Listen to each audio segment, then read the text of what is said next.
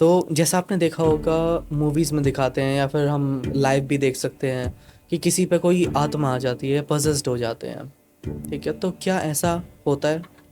तो क्या आप सोल्स भी देख पाते हैं, आत्माएं?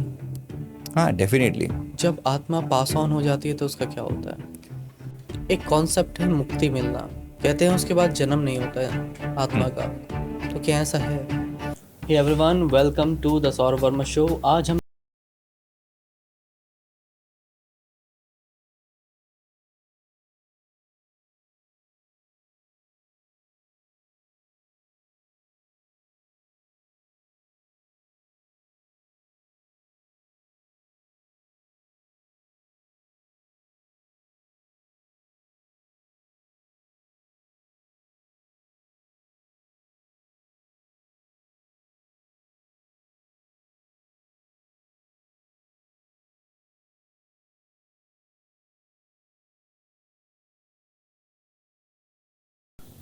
माता पिता शुरू से ही इस लाइन में थे, मतलब स्पिरिचुअलिटी की तरफ इंक्लाइंड थे। मेरी एज लगभग 9 इयर्स की रही होगी जब से जो है तब से मेरे गुरुदेव से, श्री परमहंस सदगुरु जी हैं, उनसे नामदान मिला, दीक्षा मिली, तो तब से मेरी जर्नी चालू है। पिछली, इससे पहले की जन्मों की बात करूँ तो मैं लगभग अपने 200 जन्म देख चुका हूँ पीछे जाकर। तो ये यात्रा तो बहुत पहले से चली आ रही है। मेरी अलग अलग रूपों में, अलग अलग तरह से बहुत जन्म हो चुके हैं। टोटल 1 लाख से ज़्यादा जन्म हो चुके हैं, जिसमें से ये जो मैंने 200 जन्म देखे हैं उसमें अलग अलग रूपों में संसार में आकर डिफरेंट डिफरेंट प्लैनेट्स पर भी मैंने सर्व किया है, और यहाँ पर भी आके जो मौका मिला है, इस धरती पर भी बड़े जन्म हो चुके हैं, तो यहाँ पर ये सेवा चल रही है। तो ये बहुत इंटरेस्टिंग चीज़ है कि आप अपने 200 जन्म देख चुके।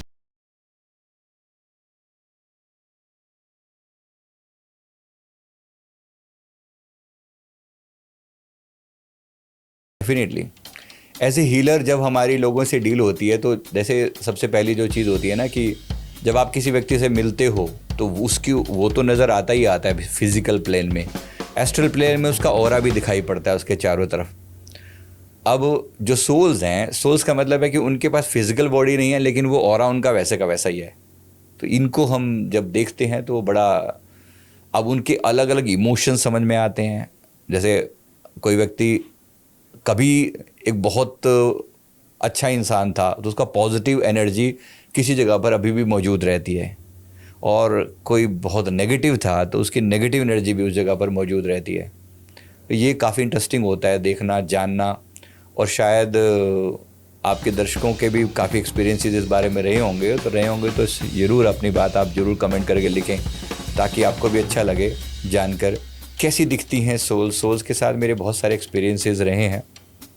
एक एक्सपीरियंस मैंने रिसेंटली कुछ समय पहले अपने चैनल पे शेयर किया यूट्यूब, उसमें जो था, एक रात के समय हम लोग ध्यान कर रहा था मैं, तो एक सोल, एक लेडी की फिगर जो है वहाँ पर अपीयर हुई, जो कि मतलब जैसे दुल्हन वाली लिबास में थी, और उसने एकदम से आकर जब अप्रोच किया तो अब वो उनकी ऊर्जा दिखाई पड़ती है। मतलब जाहिर सी बात है, वहाँ कोई बैठा नहीं है, बंदा नहीं है वहाँ पर, लेकिन जैसे मतलब सिर्फ सोल थी वहाँ पे, कोई इंसान नहीं था। इंसान नहीं था। हाँ, मेरा रूम में मैं अकेला था, और पूरा वो दीवार पर एक, मतलब जैसे एक शेप सी क्रिएट हुई, एक आकृति सी बनी, झिल, जैसे नॉर्मली मूवीज़ में दिखती है, सेमी ट्रांसपेरेंट जैसी।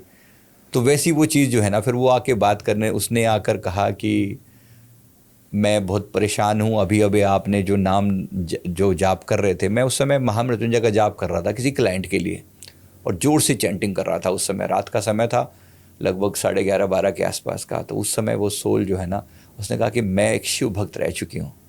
मतलब उस सोल ने कहा कि मेरी जो एनर्जी है वो कनेक्ट हुई, तो उसने कहा कि मैं एक शिव भक्त रह चुकी हूँ। मैंने बचपन से भगवान शिव से बड़ा प्रेम किया, बहुत लगाव था मेरा, शुरू से मैंने उनकी खूब भक्ति करी। लेकिन यंग एज आते आते ध्यान थोड़ा संसारी चीज़ों की तरफ जाने लगा, और शादी वादी और ये सब हुआ। जिस लड़के को के प्रति मेरे मन में बहुत लगाव था, उससे मेरी शादी भी हुई, लेकिन उसने इतनी बुरी तरह से मुझे धोखा दिया, चीट किया, और लास्ट में अपनी दूसरी गर्लफ्रेंड के चक्कर में मुझे मार डाला। तो ये एक्सपीरियंस था मेरे साथ, काफ़ी सीवियर एक्सपीरियंस था। फिर उस सोल ने बहुत रोए पिट, मतलब रोना, उनका, उनके इमोशंस वो फील होते हैं। तो केवल दिखता ही नहीं है, मतलब दिखने का मतलब तो चलो एक हल्की सी आकृति सी होती है, आप सुन भी लेकिन पाते हो मेन जो है उनकी जो फीलिंग्स आती है ना, वो ऐसा लगता है जैसे वो वहाँ नहीं हो रहा, वो यहाँ हो रहा है। आप सुन भी पाते हो हाँ उनको। हाँ। तो ये जो चीज़ होती है ना, ये बड़ी ड्रामेटिक होती है बहुत ज़्यादा, और इमोशंस ट्रिगर करते हैं एकदम से। तो यहाँ एक आपको मतलब उतने हाई लेवल पर आपको जाके उनके बारे में सोचना पड़ता है, क्योंकि आपको उन्हीं के इमोशंस के हिसाब से काइंड ऑफ आपके इमोशन उन्हीं के इमोशन के साथ कनेक्ट हो जाते हैं। अब वो मुझे बार बार मुझे ट्रिगर करे कि मैं जाऊँ और उसके नाम पे बदला लूँ उससे, और मुझे बार बार इस चीज़ के लिए वो करे कि नहीं नहीं मुझे उससे बदला लेना है। मैंने उनको जब समझाया, प्यार से निवेदन किया, नहीं समझ में आई उनको बात की। इमोशन बहुत हाई थे कि मुझे जो जीना था, मुझे तो ये करना था, मेरे तो कितना मेरे जीवन के अपने कोई सपने थे। फिर मैंने भगवान शिव से प्रार्थना करी, उनकी ऊर्जा से प्रार्थना करी। तो भगवान शिव की दिव्य ऊर्जा से जो संदेश आया, मैंने कहा प्रभु आप इन्हें ब्लेसिंग दें, कृपा करें, ताकि इनकी जो सोल है वो शांत हो सके। उनको जब शांति थोड़ी सी मिली, भगवान शिव ने उनको ब्लेस किया और उनको वो पुरानी घटनाएं याद कराई, जब वो मंदिर के बाहर बैठकर लंबे समय तक भगवान के ध्यान में सीढ़ियों के पास बैठकर ध्यान क्या करती थी। भगवान ने कहा कि तूने मेरा कितना याद किया मुझे, और लास्ट में जाकर तेरा ध्यान कहीं भटक गया। जब वो मेमोरीज़ को उसके अंदर रिकॉल करवाया भगवान शिव की एनर्जी ने, तब वो कुछ शांत हुई। उसके बाद फिर उसके अंदर से जो हेट्रेड या बदला लेने का जो भाव था वो कम हुआ, और फिर मुझे निर्देश मिले कि इनके निमित्त आप चैंटिंग करो जोर से, और इस सोल को आगे भेजो, मतलब लाइट में भेजो, यहाँ से रिलीज़ करवाओ, पास ऑन कर दो। हाँ, तो उसके लिए प्रार्थना करवाई गई। फिर मेरी एक और स्पिरिचुअल बेटी है, उसकी तरफ उसको मैंने फ़ोन पे लिया और दोनों ने मिलके उसके लिए प्रेयर किया। तब जाके उसकी सोल ने बहुत मुश्किल से करीब 2-2.5 घंटे की मेहनत के बाद उसकी सोल ने यहाँ से जाने के लिए अपना मन बनाया। और फिर भगवान शिव ने कहा कि अब ये मान गई है, अब ये 2-4 दिन के अंदर अंदर रिलीज़ हो जाएगी, लाइट में मर्ज हो जाएगी ये। मतलब कहाँ एक दिव्य अच्छी आत्मा, लेकिन जब मेडिटेशन छोड़ दिया, जब इसलिए लाइन छोड़ दी, तो एकदम से डिफरेंट लाइन में चली गई, और फिर एकदम लास्ट में जो हुआ वो हुआ। जब आत्मा पास ऑन हो जाती है तो उसका क्या होता है? पास ऑन होने का मतलब है कि वो अब आगे की यात्रा पर चली गई है। यहाँ से एक लाइट गेट होता है, लाइट पोर्टल बोलते हैं, या उसे कहीं कोई भी नाम दिया जाए। मेन बात है कि वो यहाँ से आगे चली गई है, अर्थ के डायमेंशन से बाहर चली गई है। अब जैसे हमारे गरुड़ पुराण में बताया गया उनके बारे में कि वहाँ पर यमराज होंगे, वैतरणी नदी होगी, स्वर्ग नरक या जो भी होगा, उनका हिसाब किताब होता है, उनके कुछ कार्मिक चेक किए जाते हैं, और अकॉर्डिंगली उनको आगे की डायरेक्शन दी जाती है कि कहाँ जन्म लेना है, कैसे लेना है। उनका सोल पर्पस डिफाइन किया जाता है, आगे के लिए सोल रिव्यू किया जाता है, वो आगे की जर्नी है। तो वो भी एक बड़ा टॉपिक है, उस पर आप कहेंगे तो फिर बात करते हैं। बिल्कुल।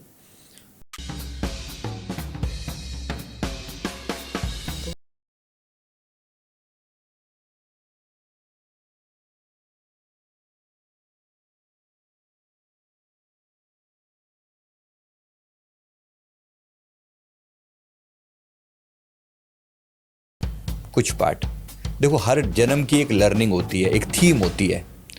जैसे एक आत्मा को, अब जैसे सपोज एक क्लासरूम में बच्चा जो है ना, पहली दूसरी तीसरी कक्षा में जो बच्चा जाता है, अब उसकी भी एक थीम है भाई। पहली क्लास में जाएगा तो ABC सीखेगा, आगे जाएगा तो और हायर लेवल पर पैराग्राफ पढ़ने सीखेगा, या फिर ऐसे सीखेगा, या फिर एप्लीकेशन लिखना सीखेगा, वटएवर। एक एजेंडा है।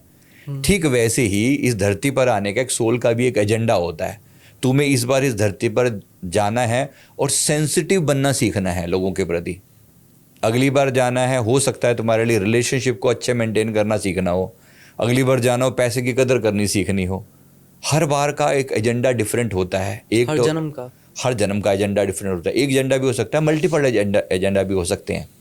तो वो सब जो है हमारी आत्मा के एक स्पिरिट गाइड होते हैं, सोल गाइड, स्पिरिट गाइड, या उनको कोई भी नाम दिया जाए। वो और सोल के मिल के डिसीजन होता है कि इस जीवन में मेरा टॉपिक क्या होगा। जैसे आपने किसी ने किसी पर्सन को किसी काम से भेजा, बाद में अगर आप उससे रिव्यू लेते हो, पूछते हो भी काम किया कि नहीं किया जिसके लिए तुम्हें पैसा देके भेजा था, तो काइंड ऑफ ऐसे एक सोल रिव्यू होता है। तो पिछले जो जीवन था उसका रिव्यू, और फिर आगे के लिए एजेंडा डिसाइड किया जाता है। पिछला जो जीवन था उसका रिव्यू होता है पूरा, कि भाई तुमने कहाँ पर गलती करी, कौन सा काम ठीक किया, कौन सा खराब किया। मेरे एक मित्र हैं, उनका मैंने जब पास्ट देखा था, इस जीवन में उनके जो लाइफ पार्टनर है, जो वाइफ उनकी है, बहुत ही उनका स्वभाव जो है काफ़ी टफ है, वेरी डिफ़िकल्ट टू डील। मैंने उनके पिछले जन्म देखे भी, क्या उन्होंने आके पूछा कि भाई ये मुझे ये क्यों मिली है। तो मैंने उनके पिछले जन्म देखे, और पिछले जन्मों में उसने जो यात्रा करी थी, हमेशा उसकी ये वाइफ लगभग 4 जन्मों से साथ है। तो उसने देखा कि बहुत अच्छे से डील कर रही है, हर बार इनका बहुत प्यार भरा रिश्ता था। फिर एक पिछले जीवन में इसने किसी दूसरे मित्र ने, इनके पिछले जीवन में इनके किसी दूसरे मित्र ने इनसे पूछा कि मतलब उनकी वाइफ को कोई प्रॉब्लम थी, उनके रिश्ते में गड़बड़ थी। तो इसने उनका मजाक उड़ाया। इसने कहा कि क्या तुम भी ना ऐसे रिश्ते में अब मेरी तरह मेंटेन करके रखो, तुम्हें पता चलेगा। अब बेचारा जो भी था, उसकी कंडीशन थी। इन्होंने जब मजाक उड़ाया उसका, तो परमात्मा ने जैसे मान लो उनको एक चैलेंज दिया। तो तुम देखते हो, तुम लगता है ना कि तुम ऐसे जी सकते हो, तो तुम देखो जरा इस बार। तो इस बार तुम्हें चैलेंज के रूप में वैसी वाइफ दी गई है, अब जरा डील करके दिखाओ। तो लिटरली एक चैलेंज था, क्योंकि इन्होंने किसी के लिए सोचा मजाक उड़ाकर कि भाई तुम मतलब, अब किसी का लाइफ पार्टनर अगर इस प्रकार से उसका मिसबिहेव करता है या कड़वा बोलता है या उसका बिहेवियर कंफर्टेबल नहीं है, तो ऐसे व्यक्ति से, ऐसी चीज़ों से कैसे डील किया जाए, ऐसे रिश्तों से कैसे डील किया जाए। तो इसकी सोल का एजेंडा पिछली बार और था, इस बार इसका एजेंडा और हो गया। इस प्रकार इसकी जो लर्निंग है हमेशा वो बदलती रहती है, बेस्ड ऑन कि इसने पिछली बार क्या सीखा था और अगली बार इसको सोल की ग्रोथ के लिए क्या सीखना चाहिए। तो हर बार का एक एजेंडा होता है, डिफाइन किया जाता है अकॉर्डिंगली, और उतने ही चैलेंजिंग लोग दिए जाते हैं जिस हिसाब से ये सोल ग्रोथ करके अपने उस चैलेंज को मीट करते हुए और फिर वो ग्रो करे। एक कॉन्सेप्ट है मुक्ति मिलना, कहते हैं उसके बाद जन्म नहीं होता है आत्मा का, तो क्या ऐसा है? हाँ, डेफिनेटली। जब सोल ने अपनी पूरी मैच्योरिटी के साथ अपनी वो लर्निंग ले ली है ना, जो लर्निंग लेने के लिए आई थी पूरी मैच्योरिटी के साथ, ठीक वैसे जैसे हमने कभी सारी क्लासेस पहली दूसरी तीसरी चौथी क्लास पास करी, प्राइमरी किया, सेकेंडरी किया, ग्रेजुएशन किया, पोस्ट ग्रेजुएशन किया, लास्ट में हो गया मैंने सब पढ़ लिया, अब मुझे पता है। सोल का भी ऐसे ही एक मैच्योरिटी का लेवल होता है ना। जब उसने सारी लर्निंग ले ली है तो डेफिनेटली एक समय के बाद जो है वो सोल अब अपनी पुरानी सारे कार्मी क्लियर कर चुकी है, तब वो मुक्ति के लायक हो जाती है। दूसरा, वो अपनी पूरी लर्निंग ले चुकी है। तीसरा, अब उसकी कोई नई डिमांड नहीं है।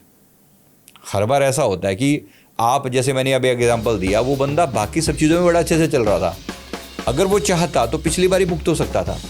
मतलब उसकी कंडीशन इतनी अच्छी हो चुकी थी कि वो सारे के सारे टॉपिक्स पे ठीक काम कर रहा था, लेकिन एक टॉपिक पे वो अटका। इस चीज़ के लिए उसको लगा कि भाई ये इसमें क्या बड़ी बात है। भाई तुम्हारा लाइफ पार्टनर अच्छा है तो तुम उस बंदे के लिए कुछ भी थोड़ी बोल दोगे, प्रकृति का अपना एक नियम है। तो जब उसकी लर्निंग यहाँ कंप्लीट हो रही थी तो उसको वो कंप्लीट कर सकता था। यानी सोल के पास अगर कोई नेक्स्ट जन्म लेने का एजेंडा नहीं बचा, अब वो मुक्त हो सकती है। तो इसके लिए मतलब इतनी अगर मैच्योरिटी हो किसी के अंदर कि अब उसको, पहली बात तो मतलब अगर सच में पूछा जाए कि सिम्टम क्या होंगे कि किस बंदे की सोल मुक्त होगी कि नहीं होगी, तो मुक्ति का जो सिम्टम है सबसे पहला है कि उसके पास कोई जन्म लेने का एजेंडा नहीं बचा, उसकी लर्निंग कंप्लीट हो चुकी है और उसके अंदर कोई ग्रज नहीं है किसी के प्रति। उसने अपनी सारी पुराने लोगों को माफ़ कर दिया है और अगर जो जिसके साथ उसका जो कार्मिक अकाउंट था वो क्लियर कर दिया है। अगर ऐसा है तो ये सोल मुक्त हो सकती है, इसको दोबारा आने की जरूरत नहीं है फिर। ठीक है, तो उनके कर्म डिसाइड करते हैं कि उनको मुक्ति मिलेगी। डेफिनेटली उनके कर्म डिसाइड करते हैं और उनकी फ्री विल भी डिसाइड करती है। उनके पास्ट लाइफ के कर्म क्या इस लाइफ में भी इफेक्ट कर सकते हैं? नहीं, पास्ट लाइफ के कर्म ही इस लाइफ में इम्पैक्ट करते हैं। पास्ट के कारण ही आप इस जीवन में जो भी समस्याएं झेल रहे हो, है तो पास्ट के कारण ही ना। आपके जीवन में मुख्य तौर पे 5 तरह की समस्याएं होती हैं किसी भी इंसान की, जो बात करें नॉर्मली। रिश्तों की समस्या होगी, रिलेशनशिप है ना, रिलेशनशिप इश्यूज लगा लो, मनी इश्यूज लगा लो, मेंटल प्रॉब्लम जो जीवन में आती हैं, या फिर अगर स्पिरिचुअल प्रॉब्लम है तो वो लगा लो, फाइनेंशियल। तो जो भी आपने पिछले जीवन में जिस हिसाब से किया होगा, उस जीवन में उसके साथ वैसी चीज़ें घटित होती हैं। अब किसी व्यक्ति ने, मान लीजिए पिछले जीवन में अगर उसका फिनेंशियल बिहेवियर ठीक नहीं था, पैसे की कदर नहीं थी, माता पिता ने खूब पैसा रखा लेकिन कदर नहीं करी उसकी, या गंवा दिया, या फिर या फिर समझो किसी का पैसा लिया और लौटाया नहीं। अब इस व्यक्ति को डेफिनेटली चैलेंज दिया जाएगा पैसे को लेकर, क्योंकि पिछली बार तुमने उस चीज़ के साथ बिहेव ठीक नहीं किया। पैसा एक एनर्जी है, उसके हिसाब से इसी तरह से एक पार्टनर भी एक एनर्जी है।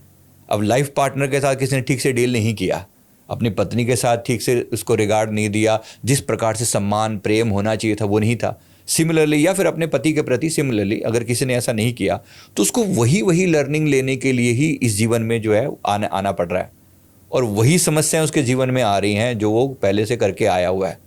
मेरे एक व्यक्ति का मैंने पास देखा, इनकी बुजुर्ग हैं, इनकी एज लगभग 64 के आसपास की एज है, और इन्होंने आकर कहा कि मेरी वाइफ ना मुझे पीटती है, मारती है, मतलब उस हद तक उसने कहा कि मेरे ऊपर हाथ उठाती है और बुरी तरह से मुझे टॉर्चर करती है।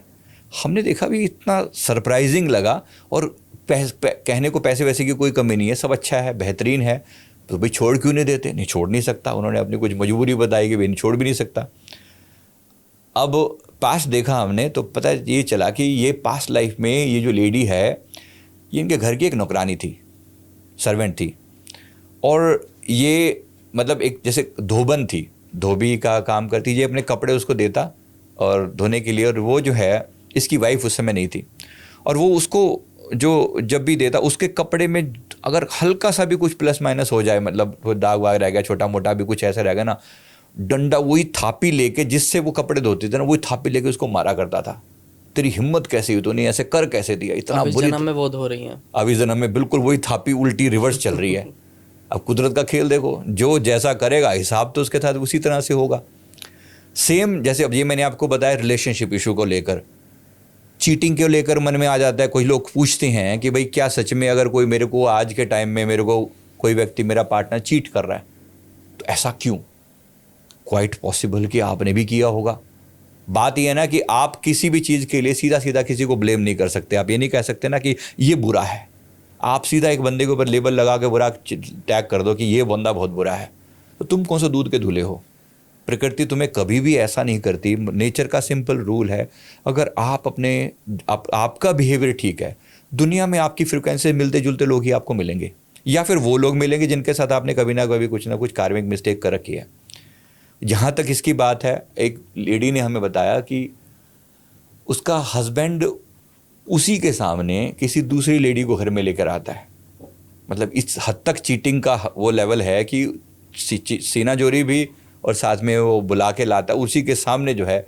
तो वो इतनी परेशान थी इस बात को लेकर कि मैं कैसे सहूँ, मैं तो मर जाऊंगी, ऐसे वैसे करके उसने कई बार।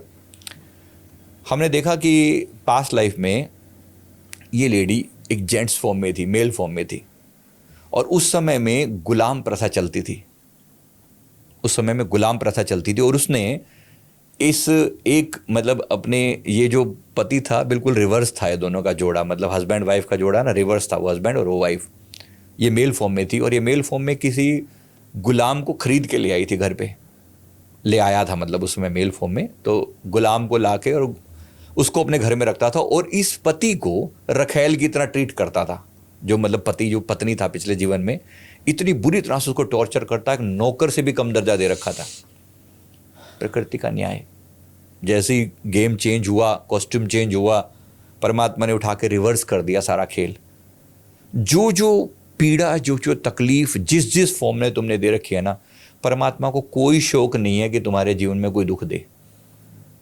तो दुख वही दिया जा रहा है जहां तुमने कोई एनर्जी भेजी है। प्रकृति का सिंपल सा रूल है, जो तुम यूनिवर्स को दोगे ना घूम फिर के, वही तुम्हारे पास आएगा। सम्मान दिया है, सम्मान मिलेगा। प्यार दिया है, प्यार मिलेगा। पैसा दिया है, पैसा मिलेगा, भर भर के मिलेगा, अगर तुम्हारे अंदर उस चीज़ के प्रति स्वीकार भाव है तो, अगर तुमने दिया है तो। और अपमान किया है तो अपमान मिलेगा। पीड़ा दी है और थापी मारी तो देख लो थापी मिली वापस। बिल्कुल वैसे ही प्रकृति किसी के साथ कोई किसी तरह का भेदभाव नहीं करती कि ये अच्छा है या बुरा है या ऐसा या वैसा है। एक वैद्य हैं, मतलब आज के टाइम के एक डॉक्टर हैं, MBBS MD, और उसमें भी डबल लेवल पर, यानी सुपर स्पेशलिस्ट जैसे कहते हैं, वो उस लेवल के MD हैं। उन्होंने हमसे पूछा कि मैं इतनी हाई लेवल पर हूँ, मेरी इतनी अच्छी एजुकेशन है, उसके बावजूद भी मेरे क्लिनिक पे ग्राहक नहीं फटकता, पूरे पूरे दिन बैठा रहता हूँ, ये हालत है। बड़ा अजीब लगा हमें भी। बड़े अच्छे लेवल के हैं, मैं नाम नहीं ले सकता ऑब्वियसली। तो फिर मैंने उनका पास देखा, पास में पता चला कि ये पिछले जीवन में भी एक वैद्य थे, आज जो एक डॉक्टर हैं, एक वैद्य थे। उस समय इनका खूब दबदबा चलता था, मतलब आसपास में इनके लेवल का, इनके नॉलेज के लेवल का, इनके ज्ञान के लेवल का कोई दूसरा पर्सन नहीं था। तो खूब उस चीज़ का पहले तो निष्काम भाव से लोगों की खूब सेवा करते रहे, अच्छे से, प्यार से। एक समय के बाद जब इनका बोलबाला होने लगा, जब खूब नाम फेमिलियर होने लगा, तो इन्होंने फिर मनमानी शुरू कर दी पैसे के मामले में। भाई अब इनके पास कोई विकल्प तो है नहीं, जो आएगा मेरे पास ही आएगा, ओवरचार्ज करना शुरू तो जो मन में आता बोल देते। कोई छोटी से छोटी चीज़ के लिए भी अपनी ज़मीन मेरे पास रख दे, इतने 10 सिक्के लगेंगे सोने के, बेचारे के पास कांसा नहीं होता था उस समय, कांसे के सिक्के चलते थे, तांबे के, तो वो नहीं होते थे, और वो अपनी तरफ से चांदी या सोना ऐसे मांग करता। कभी कभी तो उनके बच्चों तक को उसने मतलब वो रख लिया अपने पास, पैरवी के लिए रख लिया कि भाई मेरी आगे तुम्हारे बच्चे सेवा करेंगे, जब तक ये पैसा नहीं है मेरे पास आओ, ये बच्चे तुम्हारी मेरी सेवा करेंगे। इस प्रकार से बहुत परेशान किया लोगों को, बहुत हद तक। लास्ट में जाकर मतलब अपनी मनमानी, इलाज करने का हुनर भी है पर at the same time charge भी बिल्कुल ऐसा कि पूछो मत। प्रकृति का न्याय, आज सब कुछ है, ज्ञान में कमी नहीं है, बंदा नहीं आके देता उसके उनकी शॉप के ऊपर, उनके क्लिनिक पर। फिर हम मेरे से पूछा उपाय क्या करूं। देखो पहली चीज़ ये है कि अपने रेट कम करो, अपनी अकड़ कम करो, और थोड़ा सा लोगों के प्रति स्वीकार भाव में। दिन में मैंने बोला कि आप या तो हफ्ते में एक दिन ऐसा रखो जिस दिन आप बिल्कुल टोटल फ्री ओपीडी करो, या दिन में 1 घंटा ऐसा रखो डेली कि आप फ्री ओपीडी दो। भाई इस समय से इस समय तक मैं फ्री, और बाकी समय जो भी चार्ज होता है वो भी एक नॉमिनल वे में लेके देखो, आपकी लाइन जो है ना सब ठीक होगा। और चीज़ें हुई भी सी। अभी अब तो टाइम हो चुका है उनको काफ़ी हद तक, और बहुत चीज़ें रिकवर हो चुकी हैं। पर प्रकृति का न्याय वही है कि अगर आप कुछ करेंगे ही नहीं, आप जैसा मतलब जो आपने बिहेवियर किया, जो आपने इनपुट दिया, घूम फिर के वही आपके पास बूमरैंग बन के आ जाता है। तो जीवन की हर छोटी से छोटी समस्या जो पीछे से चली आ रही है, ये पास्ट की है। पर ऐसा नहीं है कि आप पिछली चीज़ों से बंधे हुए हो और आप कुछ नया कर नहीं सकते। डेफिनेटली अगर आज इन्होंने अपनी गलती को करेक्ट कर लिया तो चीज़ें ठीक भी हो गई हैं। तो इसका सॉल्यूशन हो सकता है। डेफिनेटली सॉल्यूशन है। आप उस मिस्टेक को जानिए और सुधारिए। पहली चीज़ होती है माफ़ी मांगना। कम से कम माफ़ी तो मांगिए अगर किसी चीज़ को आप करेक्ट नहीं कर सकते तो। एक व्यक्ति है उसका मैंने पास देखा, उसके शरीर में ना कुछ अजीब सी बीमारी होती है। कहते हैं हर थोड़े दिनों में कभी यहाँ कुछ घाव हो रहा है, फिर वो घाव 10-15-20 दिन चलता है, ठीक हो जाता है, रिकवर हो जाता है, फिर कहीं यहाँ हो जाएगा, फिर कहीं यहाँ हो जाएगा। पता नहीं कोई बीमारी का नाम भी बता रहे थे, मुझे वो तो याद नहीं, लेकिन कहीं पर घाव हो जाते हैं अलग अलग बॉडी के पार्ट्स में। हमने उनका जब पास देखा तो हमें ये समझ में आया ये व्यक्ति एक शिकारी था। अब वो गुलेल से मारता और पक्षी के जहाँ लगता, कभी ऐसे मर रहा है, कभी वैसे मर रहा है, किसी गर्दन पे लगा, किसी की आंख पे लगा, किसी के कहीं लगा। अब गुलेल मार रहा है, कितनी दूर पे जा क्या निशाना लगा होगा, जैसे लगा कितने पक्षी मारे। उस समय अपना जुनून, एक पागलपन हुआ करता था, मार मार के मजा आता था। देख, लोगों को दिखाया करता, देख मेरा निशाना, देख, उड़ा देता था, है ना। हाँ, तो देखो मेरा निशाना, देखो ये देखो कैसे मारता हूँ लोगों को, गुलेल से मारता है। जहाँ जहाँ जिस पक्षी को जहाँ मारा वहीं आकर उसको वो तकलीफ होती है। कोई बीमारी ऐसे चल जाए 15-20 दिन, 30 महीना ऐसे चलेगी, धीरे धीरे ठीक भी हो जाती है। कुछ शुभ कर्म भी किए होंगे, मतलब ऐसा नहीं है कि वो घाव सदा के लिए खत्म हो रह जाता है। तो प्रकृति का अपना एक नियम है, आप जो करोगे कहीं। अब उसको ले प्रायश्चित की बात थी, भाई प्रायश्चित क्या होगा, सीधी सी बात है, पहली चीज़ तो माफ़ी मांगो, क्योंकि जिन पक्षियों के प्रति तुमने उनकी सोल को उस समय हर्ट किया, अब वो तो पता नहीं कहाँ होंगे उनकी सोल्स, लेकिन तुमने हर्ट किया, तुम तो माफ़ी मांगो कम से कम। तो जैसे जैसे ये बंदा माफ़ी मांगता गया, रो के प्रार्थना कर करके, और फिर भगवान पशुपतिनाथ की प्रार्थना करने को कहा, यानी भगवान शिव की प्रार्थना करने को बोला, और पक्षियों को दाना डालने को बोला। इनको रिकवर होते होते होते होते करीब अभी यह कि चीज़ें बहुत मिनिमम लेवल पर हो गई हैं, होती हैं लेकिन बहुत ही कम आई। थोड़ी सी तकलीफ हुई, थोड़ा पेन हुआ, और 1 आध दिन में रिकवर हो गया। जो बात पहले 15-20 दिन चला करती थी, महीना चलती थी, पैसा खर्च होता था, वो बड़ी जल्दी रिकवर हो जाता है। तो पास्ट का मतलब केवल इतना सा है कि आप अपनी मिस्टेक्स को सुधारो। बाकी परमात्मा को कोई शौक नहीं है कि हमारे साथ कोई दुश्मनी नहीं है कि इस बंदे को मुझे सजा देनी है, ऐसा कुछ नहीं है। राइट। मेरा, आप जैसे बता रहे थे कि एक ऑरा का कलर नज़र आ जाता है कि कैसा है। हाँ जी, ठीक है।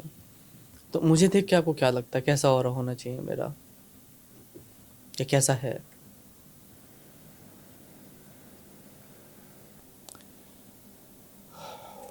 वाइट में ग्रीन कलर है आपका, इसका मतलब ये है कि कहीं ना कहीं एक हीलिंग एनर्जी मौजूद है आपके अंदर, कंपैशन है लोगों के प्रति। किसी का दुख देखकर आप मतलब अपने आप को कहीं ना कहीं आपको बहुत ज़्यादा फील होता है, दुख को अंदर तक फील कर पाते हैं। और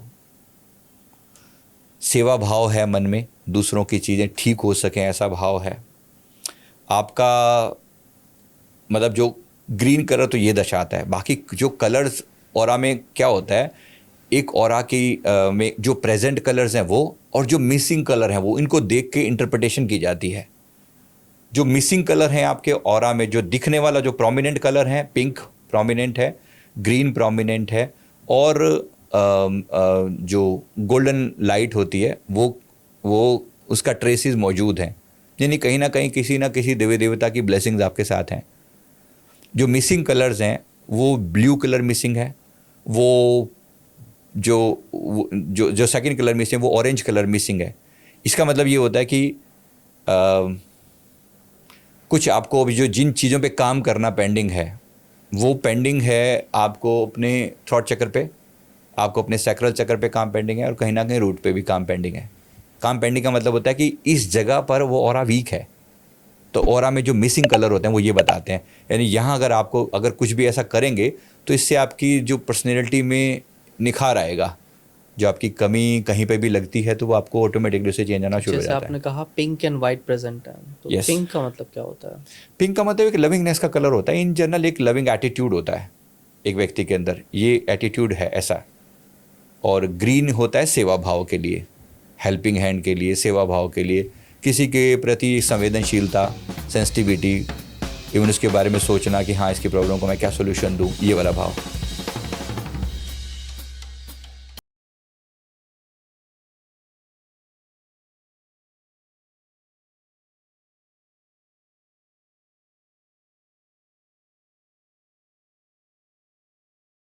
मौजूद है। डार्कनेस में सब तरह की नेगेटिविटी हो सकती है। अब ऑरा के जिस पार्ट में हो, मतलब अगर मान लो दिमाग में है, यहाँ पर डार्कनेस है, इसका मतलब ये ओवर थिंकर है, या इसके ऊपर कोई श्राप है किसी टाइप का, या किसी देवी देवता की सीरियस नाराजगी है।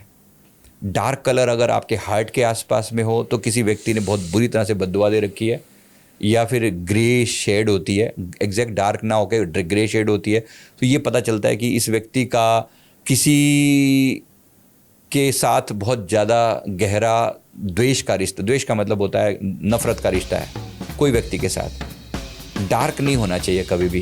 ग्रे या डार्क कलर या मरून डीप कलर जो भी होते हैं ना, ये शो करते हैं कि यहाँ पर ब्लॉकेज है, मतलब कोई ऐसा ट्रॉमा, कोई ऐसा दर्द, कोई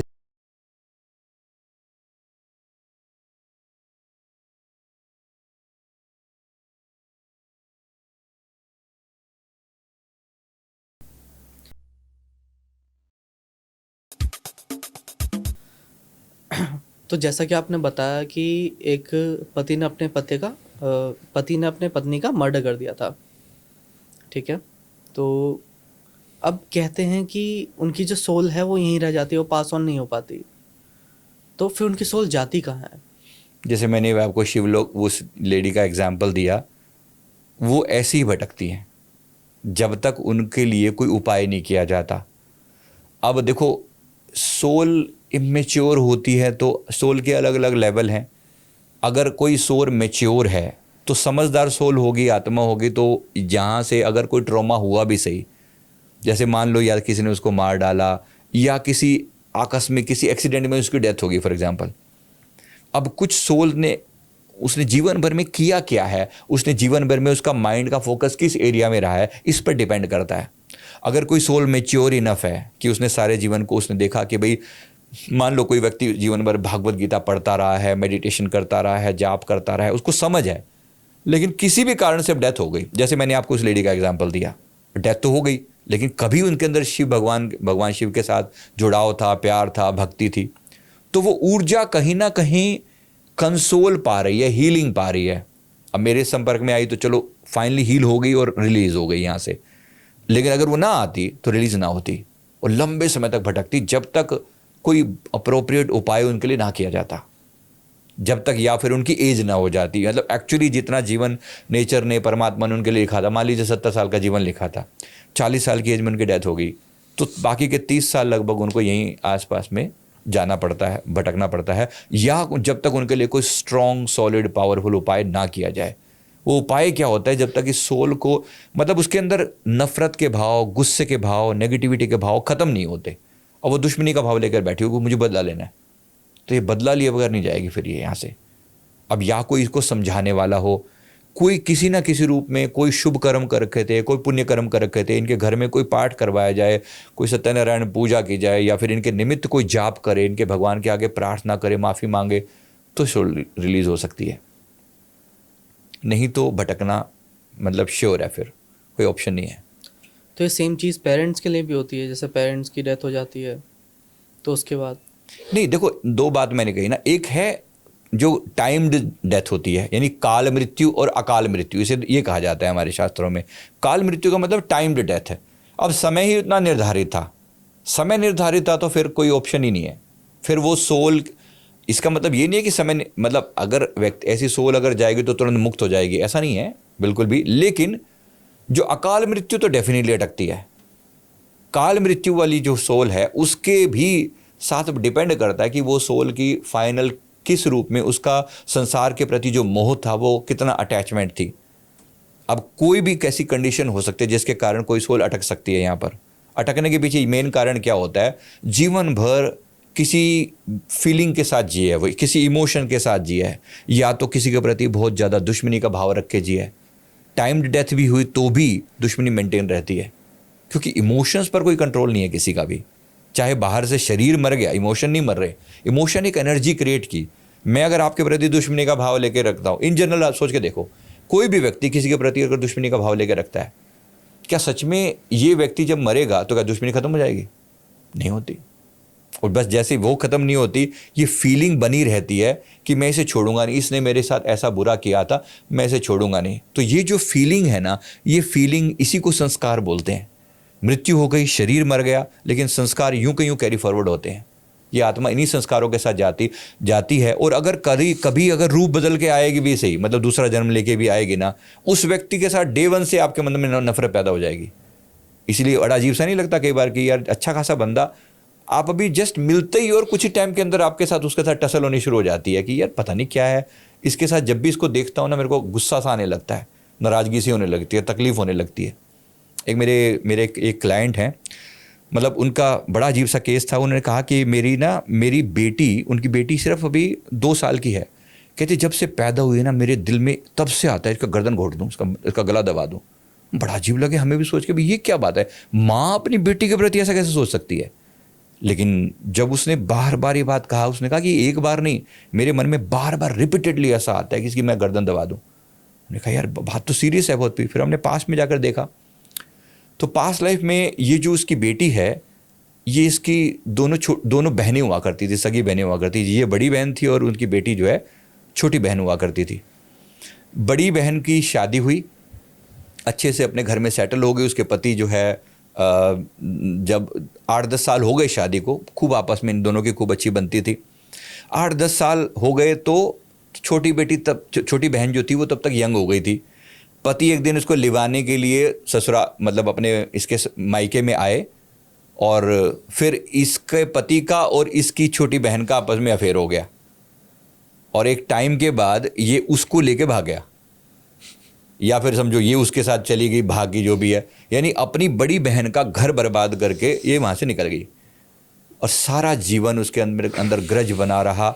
मतलब मेरी छोटी बहन ने मेरा घर जो है ना उजाड़ डाला, कितना दर्द हुआ होगा उसका। पूरा जीवन उसने उस दुख में बिताया। अब प्रकृति का नियम देखो, दोनों में कभी प्यार भी था, और फिर लास्ट में ऐसी दुश्मनी का भाव पैदा हुआ कि मेरा घर उजाड़ डाला इसने, कभी सामने आया तो छोड़ूंगी नहीं। अब उस भाव से वो भी मर गई, वो भी मर गई। और इस जीवन में देखो खेल चेंज हुआ, ये बड़ी बहन बन के, ये माँ बन के आई, उसी के घर में वो बेटी बनकर आ गई। अब वो उसके मन में भाव स्वाभाविक है, बिल्कुल नेचुरल सी बात है। जिसने उसका घर ही उजाड़ दिया होगा, इतने इंटेंस इमोशन थे, इतने भाव थे कि मेरा घर उजाड़ा, इसने छोड़ूंगी कैसे। अभी भी वही फीलिंग आती है। तो फिर इसके लिए उपाय किया हमने उसको लिए। हमने कहा देखो अब जो भी है, इस वक्त वो आपकी बेटी है, और मर्यादा ये कहती है कि आप अपनी बेटी का पालन ढंग से करो, ये परमात्मा ने आपको भी एक टास्क दिया है, वरना आपके साथ ये घटना क्यों घटती, चलो जो भी हुआ अब इसको करेक्ट करोगे या आप इसको फिर किसी और दूसरे मुकाम पे पहुंचाओगे। यानी अगर तुम इस समय बदले लेने के भाव में या कुछ उल्टा सीधा करोगे, एक तो इसी जीवन में जेल में सड़ोगे, जाहिर सी बात है, कोई गवर्नमेंट सरकार कहीं ना कहीं तुम्हें छोड़ेगी थोड़ी। दूसरे यहाँ का जो कानून है, फिर परमात्मा का कानून है कि तुमने बेटी का पालन क्यों नहीं किया, चलो जो भी था। अब उसने बात को समझा, धीरे धीरे करके रियलाइज़ किया, फिर उसने माफ़ी मांगनी शुरू करी। सोल लेवल पर एक प्रेयर की जाती है, जब ऐसी कोई कंडीशन आए तो सोल लेवल की प्रेयर होती है, इसको होपोनोपोनो प्रेयर बोलते हैं। I am sorry, please forgive me, thank you and I love you. एक फीलिंग है, मतलब वो भाव दशा उसकी तरफ एनर्जी रूप में उसकी तरफ भेजी जाती है, वाइब्रेशंस भेजी जाती हैं उसकी तरफ, जिसके साथ हमारे मन में कड़वाहट हो, ताकि उसके और हमारे बीच का जो कड़वाहट है वो दूर हो सके। तब जाके अगर वो रिश्ता ठीक ठीक, मतलब अगर वो एनर्जी लेवल पर वो डेंसिटी जो थी अगर वो कम होती है, तो वो चीज़ें, रिश्ते जब सुधरने शुरू हो जाते हैं।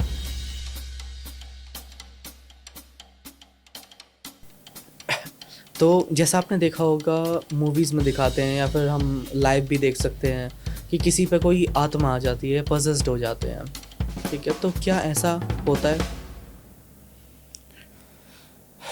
डेफिनेटली ऐसा होता है। एनर्जी फॉर्म में आत्मा वो गई तो नहीं है, जैसे मैंने अभी आपको एग्जांपल दिया है ना। अब वो सोल मौजूद है, सोल मतलब एक एनर्जी, एनर्जी मौजूद है वहाँ पर। देखो, मेरे इमोशंस भी एनर्जी हैं। अभी मैंने आपको एग्जांपल दिया, एक तरीका तो ये है, मान लो मेरी आपकी किसी का लेवल पर कोई नाराज़गी है, कोई दुश्मनी टाइप की चलेगी मान लो। अब अगर मैं मर गया तो मेरी एनर्जी जो कि गुस्से की या नफरत की एनर्जी थी, एनर्जी मौजूद है। मान लो मेरा शरीर छूट भी गया, शरीर छूटने के बाद भी भौतिक शरीर नहीं है, लेकिन वो एनर्जी मौजूद है। Energy can not be created, can not be destroyed, सिर्फ ट्रांसफ़र होती है। वो यहाँ से वहाँ जा रही है, सिर्फ ट्रांसफ़र हो रही है। तो अब ये एनर्जी जब तक अप्रोप्रिएटली हैंडल नहीं की जाएगी, तो इसी को हम सोल पोजेशन बोल देते हैं। अब सोल पोजेशन का एक एग्जाम्पल बताता हूँ। मेरे एक क्लाइंट है, उन्होंने आकर हमें बताया कि मैं बचपन से अब तक जितनी भी मैंने मतलब जीवन जिया है ना, मुझे बार बार अपमान मिला है। ऐसा लगता है जैसे कोई मेरे इस चीज़ के पीछे ही पड़ा है कि मेरा कहीं से सम्मान होने ही नहीं देना, किसी भी रूप में मेरा आदर होने नहीं देना। मेरे को हर जगह धुतकारा जाता है। मैं जितना मर्जी करूं, लोगों की कितनी हेल्प कर लूं, लास्ट में मुझे गालियां पड़नी है। तो मैं ऑब्वियसली उनका नाम नहीं ले सकता, लेकिन उन्होंने नाम लेके बोला कि भी मेरा नाम ना इन लोगों की हिट लिस्ट में रहता है कि मैं जितना किसी के साथ भला कर लूँ, मेरे को गाली पड़नी है। बुरा हमें भी लगा, उनको भी लग रहा था। उनकी वाइफ साथ में थी, काफ़ी परेशान थे भाई। सारा जीवन बीत गया, यहाँ से गालियाँ मिली, वहाँ से मिली, उसको भला किया, उसका भला किया, उसका भला किया। लेकिन अब इनका हमने पास जब देखा, पिछले जीवन में ये एक साहूकार थे, पैसा ठीक ठाक सा था, गांव के साहूकार थे, गांव के लेवल पर। अब उस समय गांव में क्या होता था, मतलब जैसे कुआं भी एक बड़ी बात हुआ करती थी गांव में। पैसा मतलब एक कुआं खुदवा रखा था इन्होंने, पानी होता नहीं था, पानी की दूर दूर तक कमी थी। जिस एरिया में थे, मध्य प्रदेश के किसी जगह की जन्म था इनका, जबलपुर के आसपास का। तो जिस एरिया में थे, पानी की बहुत कमी थी वहाँ पर। तो पानी की इन्होंने अपने घर पे ही कुआं खुदवा रखा था। मतलब उस समय कुआं खुदवाना यानी आज एक बहुत बड़ी बात हुआ करती थी, क्योंकि कोई तरीके तो मौजूद थे नहीं। अब इनके पास था, तो आसपास के लोगों को ये पानी नहीं पीने दिया करते थे। जो भी हो, जो हमारे आगे झुकेगा वो पानी पिएगा, नहीं तो फिर गुस्सा, अपनी नाराज़गी, अपना एक उस समय ये भी एक ईगो था लोगों का कि मेरे पास कुआं है ना। तो ये उस लेवल पर। और जो नदी वदी थी बहुत दूर थी, जैसे तैसे लोग जीते थे। जब पानी का मतलब जब बारिश होती तो ठीक है, निकल जाती चीज़ें। जब सब सूख जाता तो इनकी पूरी बौसी चलती थी उस समय में।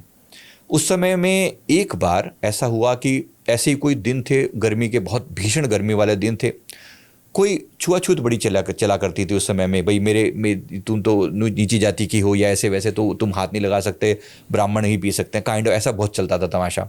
तो उन्होंने कुछ ऐसा ही था कि कोई नीची जाति की कोई लेडी जो उस समय थी, उसको प्यास लगी होगी, बच्चे को साथ लेकर आई थी, उसको बहुत प्यास लगी होगी। तो उसको जो है वो पानी निकालने लगी, वो पानी उसमें कुएं से, और उसने पानी तो पी लिया, लेकिन इसने देख लिया, इसके बंदे ने आके बोल दिया इसको भी तुम्हारे, उसने लेडी ने। तो ये इतना चिल्लाया उसके ऊपर, इतना गुस्सा मतलब ह्यूमिलेट किया। वो बाल्टी वाल्टी जो भी उसने यूज़ करी थी वो पानी उस समय में, उसको लेकर उसके सिर पे मारा गुस्से में, वहीं पे मर गई वो लेडी। अब मर तो गई लेकिन इतना उत्पात, इतना जो वो, तो अब उस लेडी की जो सोल थी ना, तब से इस बंदे के पीछे पड़ गई। मर तो गई वो उसके, लेकिन सोल ने नहीं छोड़ा कि मैंने तो पानी तो पिया तुम्हारे यहाँ पर, किया क्या है इसके अलावा। अब उसकी सोल कॉन्स्टेंटली इसकी एनर्जी से कनेक्टेड है। जैसे तुमने मुझे सबके बीच में ह्यूमिलेट किया केवल पानी पीने के लिए, मैं तुम्हें कभी भी चैन से नहीं बैठने दूंगी। अब उसकी एनर्जी इस बंदे के आसपास में मौजूद है। ये बंदा हमारे पास जब था ना, जब इसने अपनी बात कही, जब हम इसका पिलर कर रहे थे ना, वो एनर्जी एक्टिवेट हो चुकी थी। वो इतने, मतलब उसके मुंह से ही वो बुरी बुरी आवाज़ निकलनी शुरू हो गई थी। वो लेडी मतलब इसके थ्रू बात कर रही है, उसकी एनर्जी से कनेक्ट हो गई, और वो इतनी बुरी तरह से चिल्लाते बोल रही थी, क्या किया था मैंने तेरा, क्या बिगाड़ा था मैंने तेरा, ऐसा मतलब गले से आवाज़ उसकी पूरी एकदम फीमेल वॉइस हो गई। मैंने क्या बिगाड़ा था तेरा, पानी तो पिया था, मार डाला तूने मुझे, छोड़ूंगी नहीं तुझे, एक एक व्यक्ति से जब तक तेरे एक एक अपमान नहीं करवाऊंगे तब तक नहीं छोड़ूंगी। एनर्जी है, एनर्जी तो एनर्जी है। आप ठीक है, इसको किसी रूप में मानो, साइंस कुछ मानता है नहीं मानता, आई डोंट केयर, लेकिन जब बात आती है इसकी एनर्जी लेवल पर, वो चीज़ मौजूद है, गई नहीं है। फिर इस बंदे ने बार बार गिड़गिड़ा के माफ़ियाँ मांगी, बार बार प्रार्थनाएं करी। हमें करीब 2-2.5 घंटे लगे चीज़ों को कूल डाउन करते करते करते, रिक्वेस्ट करी, प्रार्थना करी, रो के पिट के, मतलब दंडवत करी इसने लेट के, जब जाके वो सोल ना शांत हुई कुछ हद तक। फिर उसके बाद उसने कहा कि हमें जो निर्देश मिले हमारे गुरुदेव से, उन्होंने कहा कि इनको कम से कम अभी 1-1.5 महीना साधना करने दो, उनके निमित्त जाप करने दो। वो सोल जब तक शांत होकर यहाँ से इनकी एनर्जी से डिटैच नहीं होगी ना, तब तक ये दुखी रहेंगे, उसके बाद ये शांत हो जाएंगे। क्या सोल एग्जैक्टली बॉडी कंट्रोल कर सकती है? यस, कर सकती है, जैसा मूवीज में दिखाते हैं वैसे? बिल्कुल भी, वो भी हो सकता है, उल्टे चढ़ जाते हैं दीवार पे? क्वाइट पॉसिबल, चीज़ें हो सकती हैं। एनर्जी है, समझो ना बात को। अब आपकी एनर्जी देखो क्या है ना, इस व्यक्ति की एनर्जी कॉन्स्टेंटली उसको झेले जा रही है, तो ये इसकी खुद की एनर्जी वीक पड़ती चली जा रही है। एक तरीके से वो वीक एनर्जी है जो इसकी सोल पर हावी होती चली जा रही है, और जब वो हावी हो जाती है तो इसके मन में, इसको पूरा बॉडी को भी और इसके माइंड को भी कंट्रोल कर लेती है। इसने कहा कि मेरे मुंह से कभी कभी ऐसे शब्द निकलवा देती है जो मैंने सोचे भी नहीं होते, और कहीं से फिर उसके बाद मुझे जो गालियां पड़ती हैं, जो मेरा अपमान होता है, मुझे लगता है मैंने कब बोली ये वाली बात, लेकिन बोली गई। लोग बोलते हैं कि तूने ऐसा बोला था इसके सामने, तो मैंने इसकी गालियां दे दी थी। किसी अच्छे इंसान को, किसी सरपंच को गाली दे दी, और अब वो जाहिर सी बात है वो छोड़ देगा तुम्हें। अब वो बुलवाया किसने, वो इसने बुलवाया। तुम्हारे पूरे बॉडी का जो सबसे कमजोर पार्ट होगा ना, उस पर कब्जा करती है सबसे पहले। यही ओरा की बात कर रहा हूं मैं आपको। अभी मैंने आपको ओरा बताया था ना, मैंने कहा था ओरा में ये कलर मिसिंग है, तो जिसके ओरा में जहां कमी होगी ना, एनर्जी की जहां पर शॉर्टेज होगी ना, ये एनर्जी वहीं जाके बैठ जाती है। अब किसी के थ्रोट पर बैठ जाएगी, किसी के हार्ट पर बैठ जाएगी, किसी के सैक्रल पर, किसी के रूट पर। बॉडी में एक पार्ट ऐसा होगा, या एक या दो या ज़्यादा भी हो सकते हैं, जहां उसको कॉन्स्टेंटली तकलीफ देगी वो, और एक सर्टन टाइम पे आकर उसी चीज़ से फिर वो उसको या तो बीमारी बन के, या उसको किसी रूप में, किसी ना किसी रूप में उसके अंदर से वो उससे गड़बड़ करेगी, जब तक उसको शांति नहीं मिलेगी, जब तक उसके साथ उसका कनेक्शन बना रहेगा। तो उस एनर्जी से कनेक्शन ख़त्म करना बहुत इंपॉर्टेंट। डेफिनेटली। और ऐसा कोई भी, पहली बात तो ऐसा काम ना करें कि किसी को तकलीफ दी जाए। जीते जागते इंसानों को भी लोग तकलीफ देने से बाज नहीं आते, और मरों की तो बात ही क्या करके लोग भूल जाते हैं। पीछे किसी बंदे का हमने पास्ट देखा, उस बंदे ने मतलब इस जीवन में पैसे की समस्या से जूझ रहा है, इतना दुखी है, मतलब पैसा का कहता है, ऐसा लगता है जैसे एक एक पाई पाई का मोहताज हूँ, और घर पूरा का पूरा ऐसा। पिछले जीवन में एक बहुत रिच पर्सन था, तब नई नई कारें चली थी, 1930s की बात है, मतलब इंडिया में कारें बिल्कुल नई सी आई होगी, तो उस समय बहुत रिच था। इसने एक मात्र कार, जैसे आसपास के समझो कि 50 गांव में कोई कार ही नहीं है, इनके पास एक कार है, तो कार से अपना ऐसे लेके अपना पों करता हुआ निकला करता था। तो जा रहा है और वहाँ पर किसी को ठोंक दिया, गाड़ी वाड़ी चल रही, कंट्रोल ऐसी था, तो उठा के किसी को मार डाला। अब वो जो बंदे को मारा, वो अपने घर का अकेलेता ब्रेड अर्नर था। अब वो एक बंदा मरा, उसके साथ उसके परिवार के जो 10-12 लोग थे, सब सड़क पर आ गए लिटरली, जिसको दुखी हो रहे हैं, परेशान हो रहे हैं। अब उन सब की जो हाय लगी, जो बद्दुआ लगी, अकारण मृत्यु थी उसकी, उसका कोई कारण नहीं था, इसने अपनी उससे गाड़ी से उसे ठोक डाला, मार डाला। अब उन सब को ने जो पीड़ा झेली, 10-12 साल, जो 8-10 मेंबर थे, 10-12 साल जो पीड़ा झेली, वो सारी पीड़ा अल्टीमेटली किसको झेलनी पड़ेगी? कारण तो यही बना ना, वो सारी एनर्जीज के साथ कनेक्ट हो गई। अब जब तक उनके साथ हिसाब किताब नहीं होगा, he has to bear the pain. इस तरह से ये एनर्जी जो है वो कनेक्टेड रहती है। अब जब तक ये बंदा माफ़ी नहीं मांगता, बार बार माफ़ी मांगे, क्षमा, माफ़ी पहली चीज़ है। दूसरी बात यह है कि कुछ ऐसा करे कि वो गरीबों के प्रति शुभ कर्म करे, थोड़ा बहुत सही, चाहे 1 रुपया भी दे रहा है, कुछ दे रहा है, कम से कम किसी का भला कर रहा है, किसी की दुआएं ले रहा है, जो कुछ हद तक उसे शांत कर रही है। तो पहली चीज़ है माफ़ी, फिर दूसरी चीज़ है उसके प्रति शुभ कर्म करना, और तीसरी चीज़ किसी न किसी उपाय के रूप में, जैसे अगर ग्रहों का कोई उपाय किया जाए अकॉर्डिंगली, अब जैसे इसका जो ग्रह नीच का है उसके कोरिस्पॉन्डिंग कुछ उपाय करे, महालक्ष्मी के मंत्र का जाप करे, तो कुछ समय में इसकी जो नेगेटिविटी है वो कम हो जाएगी और ये बंदा अपनी प्रॉब्लम से बाहर आ पाएगा। क्या मेरे ऑरा में डार्क या ब्लैक कलर लगा आपको? कितना ज़्यादा? बोला नहीं मैंने, सॉरी। कितना ज़्यादा? आपके हार्ट के इस साइड में है, और स्टमक के पास भी है, और ग्रे कलर मौजूद है। डार्क नहीं है? ग्रे है, बिल्कुल काला नहीं है, ग्रे है। ग्रे एनर्जी की शॉर्टेज है, प्रॉब्लम है, और कुछ प्रॉब्लम यहाँ भी है इस एरिया में। इनका क्या मतलब होता है? इसका मतलब है कि कोई एनर्जी जो है वो आपकी पूरी तरह जो खुलना चाहिए, खिलकर आपके अंदर वो जो अस्तित्व होना चाहिए ना, कोई चीज़ है जो आपको रोक रही है। कुछ प्रॉब्लम ऐसी है, शायद आपका बचपन भी में भी कुछ ट्रॉमाज आपने झेले हैं, जहाँ तक मैं फील कर पा रहा हूँ, क्योंकि एनर्जी सीधी नहीं है, ये डार्कनेस मौजूद है। मैंने जानबूझ के नहीं बोला, जाहिर सी बात है, लेकिन है, इस पे काम करना चाहिए आपको। लाइट पास ऑन की जाती है, इसके लिए कोई पावरफुल मंत्र का जाप कीजिए। आपकी ऊर्जा कहीं ना कहीं भगवान शिव की ऊर्जा से कनेक्टेड है, आप करके देखना। अगर आप महामृत्युंजय का जाप टारगेटेड करो, टारगेटेड का मतलब होता है जाप करना और ये फील करना कि मेरे ऑरा में जहाँ जहाँ पर भी डार्कनेस है वहाँ पर ये लाइट चली जाए, तो ये जब ठीक होनी शुरू होती है। इसमें करीब आपको 6 महीने का टाइम लगेगा अगर आप डेली 7 माला का जाप करें तो। स्टमक पे डार्कनेस का मतलब? यस, स्टमक पे डार्कनेस का मतलब ये होगा कुछ फियर्स हैं जो अटके पड़े हैं, फियर्स हैं, कुछ फोबियाज़ हैं। इसके कारण या तो डाइजेस्टिव सिस्टम में गड़बड़ हो गई, या कुछ ही चीज़ों में मतलब कॉन्फिडेंस कहीं ना कहीं वीक जाएगा, डाउन जाएगा, या फिर डिसीज़न लेने में दिक्कत होती होगी, या फिर हाँ, मतलब ये मुख्य तौर पे ये सारी बातें मैंने लगभग कह ही दी हैं। ये सब आपको प्रॉब्लम कहीं ना कहीं रहेंगी। तो यहाँ पे डार्कनेस मतलब? अब बताइए। यहाँ पे डार्कनेस का मतलब है कि एक्सप्रेशंस पूरे खुलकर नहीं होंगे। मतलब जो एक्सप्रेशन का मतलब बोलना, या जो बात आपको कहनी चाहिए, जो जिस तरीके से अपने आप को पूरा खुल के ज्ञान अंदर से फ्लो करना चाहिए, वो फ्लो नहीं है। वो एनर्जी कहीं ना कहीं अटकी हुई है अभी। तो जैसे गरुड़ पुराण में कहा गया है कि जब किसी की डेथ हो जाती है तो आत्मा 13 दिन तक, जब तक उसकी 13वीं नहीं होती, घर में रहती है और वो देखती है अपने फैमिली को, रिलेटिव को कि वो क्या कर रहे हैं। तो क्या ऐसा सच में होता है? देखो, एक तरीके से आत्मा को एक रिलीजिंग पीरियड दिया जाता है, फिर गुड बाय कर लो अपना। जैसे नो ड्यू सर्टिफिकेट होता है ना कॉलेज में, समझो ऐसा ही कुछ है कि भाई आप सबसे अपना अपना एक फाइनल चेक कर लो, तुम्हारे बिना भी सब धरती ठीक ठाक चल रही है।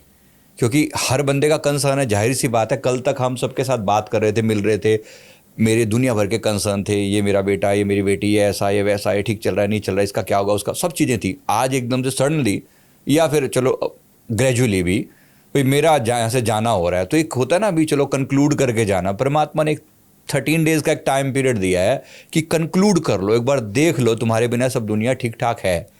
तो वो आत्मा को एक वो टाइम दिया जाता है, एक प्रेत शरीर के रूप में उसे वहाँ बिठाया जाता है और कहा जाता है कि एक बार अच्छे से इनके साथ अपना डिस्कनेक्ट कर लो और देखो कैसी चीज़ें चल रही हैं। तुम्हारे बाद हर एक व्यक्ति की एनर्जी कैसी है, तुम्हारे को कौन देख के रो रहा है, तुम्हें याद कर रहा है, तुम्हारी किन गुणों को याद किया जा रहा है, किस बात की वजह से, कौन सी चीज़ें तुमने अच्छी करी, कौन सी बुरी करी। कुछ समय के लिए उसको उस एनर्जी वहाँ पर मौजूद रहती है और उसके साथ डिस्कनेक्ट करने का टाइम पीरियड सपोज उसे दिया जा रहा है। अगर कोई सही आत्मा ने अगर जीवन ठीक ठीक बिताया है तो वहाँ से प्यार से डिस्कनेक्ट होकर 13 डेज उसको यहाँ से विदा हो जाना चाहिए।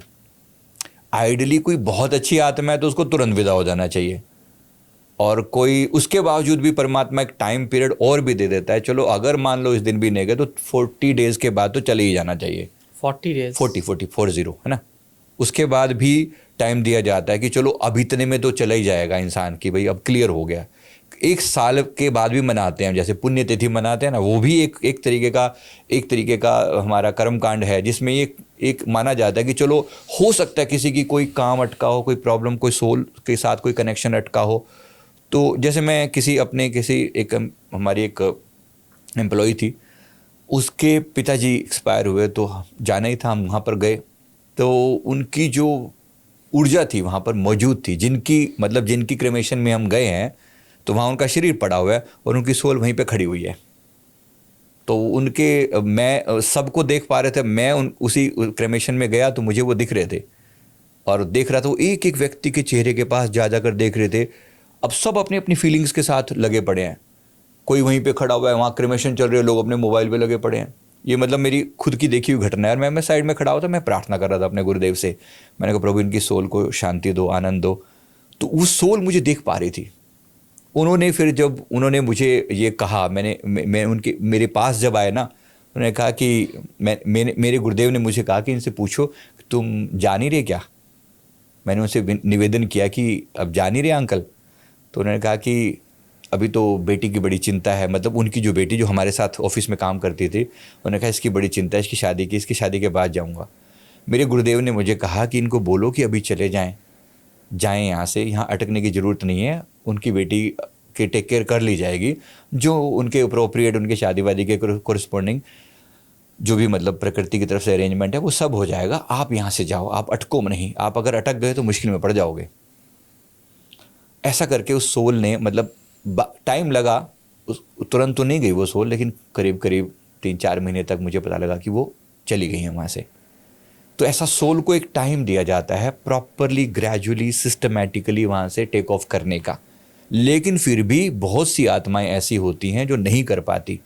अभी ये तो चलो हमने नॉर्मल बात करी, किसी की सोल किसी ग्रज में अटकी हुई है, दुख में अटकी हुई है, पीड़ा में अटकी हुई है, बदले की भावना से अटकी हुई है, वो नहीं जाती, फिर वो टाइम लेती है, बहुत टाइम लेती हैं। कभी कभी तो वो बिल्कुल फिर वो एग्रेसिव हो जाती हैं, वो सोल्स मतलब नेगेटिव हो जाती हैं। इसलिए कोई जगहें हमने सुनी होगी, बड़ी हॉन्टेड सी जगह हो गई है वो हॉन्टेड जगह का मतलब है कि वहाँ पर कोई ऐसी सोल है जो जाने के लिए तैयार नहीं है, उसकी उस जगह से, उस चीज़ से कोई अटैचमेंट अटकी पड़ी है। मैं साउथ दिल्ली में एक किसी घर में गए हम लोग, किसी ने बुलाया था, तो उन्होंने कहा कि मेरे घर में ना जैसे रात को कुछ आवाज़ सी आती है, कभी लगता है जैसे टैप चल रही है, मतलब बाथरूम में टैप चल रहा है, पानी चल रहा है, सडनली यहाँ से कोई दरवाज़ा बंद कर रहा है, खट से दरवाज़ा ऐसे आ रहा है, हवा चल रही है, किसी ने खिड़की खोल दी, कुछ ऐसी घटनाएं होती हैं। ऐसा कुछ बहुत डरावना तो नहीं लगता, लेकिन अजीब बड़ा लगता है कि हो क्या रहा है। तो फिर हम जब गए तो हमने उनकी एनर्जी को चेक करके देखा, उन्होंने पहले फ़ोटो भेजी, फिर फ़ोटो से क्लियर नहीं हुआ, फिर हम गए वहाँ पर, जाके देखा वहाँ पर, तो उन्होंने घर पे ना फ़ोटो लगा रखी थी, मतलब फ़ोटो फ्रेम करके। तो मैंने पहले मैंने कहा ये कौन है, कहते मेरे पिताजी थे। कब गए हैं, इनको करीब 3 साल हो चुके हैं। अब जब हमने अपनी एनर्जी लेवल पर थोड़ा चेक करके देखा तो पिताजी वहीं मौजूद हैं, उनके घर पे ही मौजूद हैं।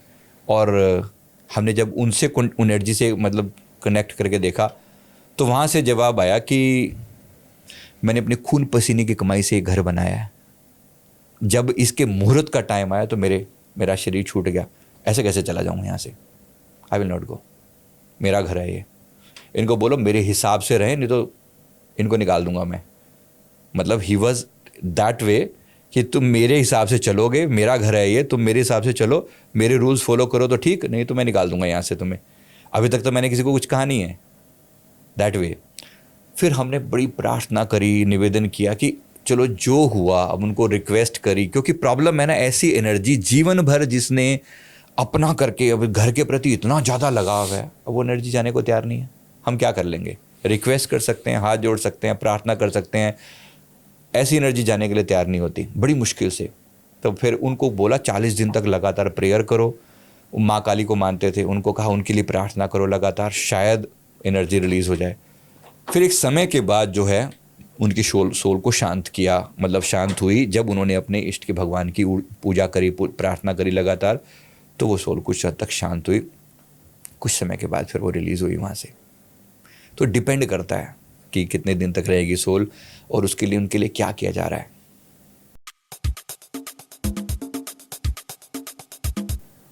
एक बहुत कॉमन क्वेश्चन है जो नॉर्मली पूछा ही जाता है कि अगर आप रात को बाल खोल के जाते हो, या आप परफ्यूम लगा के जाते हो, या आप जैसे नॉन वेज या अल्कोहल कंज्यूम करके जाते हो, तो नेगेटिव एनर्जी अट्रैक्ट होती है। क्या ऐसा सच में है? देखो, ऐसी बहुत सारी, मैंने कहा ना, आत्माएं जो शरीर तो छूट जाता है लेकिन वो कहीं ना कहीं एनर्जी जोन में भी अटकी पड़ी हैं, इच्छाओं के साथ अटकी पड़ी हैं।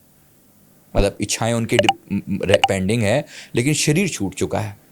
अब वही इच्छा, जैसे ऑपोजिट जेंडर को देखने की इच्छा, अल्कोहल की इच्छा, या खान पान की इच्छा, नॉनवेज खाने की इच्छा, ये सब चीज़ें यूं की यूं बरकरार हैं लेकिन शरीर नहीं है उनके पास।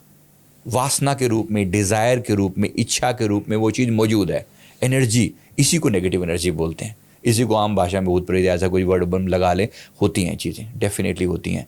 और ये मना किया जाता है, और सीरियसली मैंने तो इन चीज़ों को होते हुए देखा है। हमारी एक बहन है, मतलब क्लाइंट है, मैं ऐसे बड़ी दीदी के रूप में उनको कह रहा हूँ, उनके साथ हुआ था। एक एनर्जी ने इतनी बुरी तरह से उनको परेशान कर रखा था, पजस कर रखा था। नेगेटिव घटनाएं, घर में ऐसी तोड़ फोड़ सी, उटपटांग सी हरकतें होने लगी, शुरू हो गई थी। बच्ची बीमार रहने लगी, वो खुद बीमार रहने लगी, पेट में क्रैम्प्स उठते थे, बड़े परेशान रहती थी, हार्ट के अंदर बड़े उनको कुछ इश्यूज आने लगे। उन्होंने कहा सडनली ऐसा कैसे हो गया? कुछ 3-4 महीने से बहुत ही ज़्यादा खराब हो गई। फिर हमसे जब कॉन्टैक्ट किया, हमने पूछा कि मतलब कि आप लास्ट जब घर से बाहर निकले थे कब निकले थे? उन्होंने कहा कि 4 महीने पहले एक शादी में गई थी। शादी में गई, और शादी में जैसे आजकल हमारे यहाँ पे सबसे बड़ी दिक्कत क्या है ना, शादियाँ भी रात को होती हैं। मेरे हिसाब से, वैदिक परंपरा के हिसाब से बिल्कुल अनुचित है रात की शादियाँ। दूसरा, अब होती शादियाँ भी कोई मतलब ऐसी जगह पर होंगी जैसे थोड़ा सा जो बैंक्वेट हॉल वगैरह होते हैं, कभी कभी शहर में ऐसे ओपन से एरिया में होंगे, है ना, लोगों को वो ज़्यादा अच्छा लगता है। लेकिन अब उसमें दिक्कत क्या है? एक तो आप पूरा मतलब फ्रेगरेंस वगैरह लगा रहे हो, वो लगा के जा रहे हैं, लेडीज़ या कोई भी इन जनरल, तो वो चीज़ें डेफिनेटली अट्रैक्ट करती हैं। आप माने, कोई माने ना माने, विज्ञान की बात यहाँ पर नहीं है, बट एनर्जी मौजूद है। वो एनर्जी जिसने जीवन भर सिर्फ, जिसका ध्यान केवल अपोजिट जेंडर में ही रहा है, या जिनका ध्यान जो है ना केवल इसी चीज़ों में रहा है, सारा जीवन उसने दारू पी है, तो क्या मृत्यु के बाद उसकी दारू की लत छूट जाएगी क्या? तीसरी बात, अगर ऐसा इतना तक कंडक्ट कोई कर पा रहा है, अगर आप किसी व्यक्ति को आप देख पा रहे हैं, तो उसके बाद जो होता है, फिर आप अपने मन में इंटेंशन डालते हो। जैसे मेरा और उस व्यक्ति के बीच में एक ब्रिज है, एनर्जी का ब्रिज है जो क्रिएट हो रहा है, और उस ब्रिज के थ्रू हम बात कर पा रहे हैं। कोई संदेश देना है तो संदेश दिया जा रहा है, कोई भी मैसेज, कोई भी चीज़ ऐसी जो उसको मैसेज दिया जा रहा है।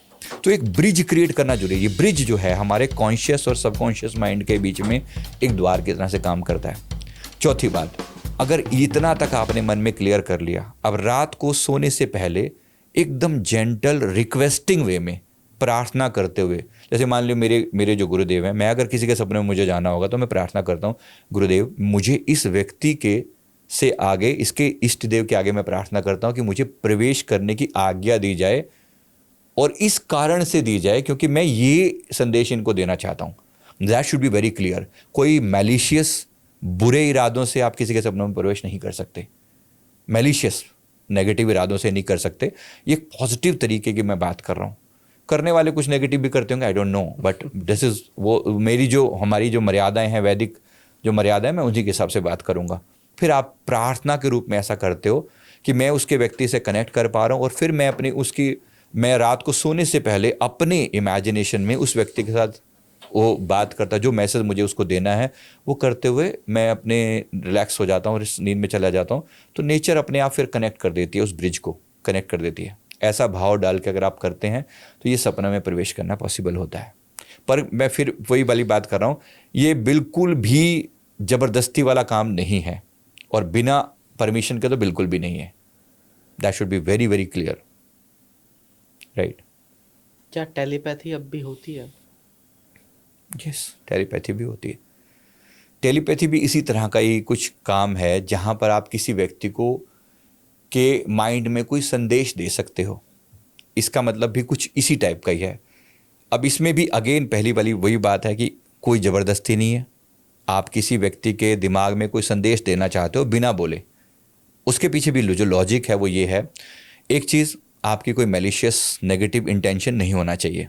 दूसरी बात, आप जो भी संदेश देना चाहते हो, किसी को अपनी बात, अपनी फीलिंग्स कन्वे करना है जो कि नहीं हो पाया, किसी से माफ़ी मांगनी है जो नहीं हो पाई, एक डायरेक्ट जाकर नहीं कर सकते, कोई व्यक्ति दूर है, मन में कोई भाव है, कोई बात रह गई जो अधूरी रह गई, उसको कंक्लूड करना है, तो वो संदेश हार्ट टू हार्ट दिया जा सकता है। इसी को टेलीपैथी बोलते हैं।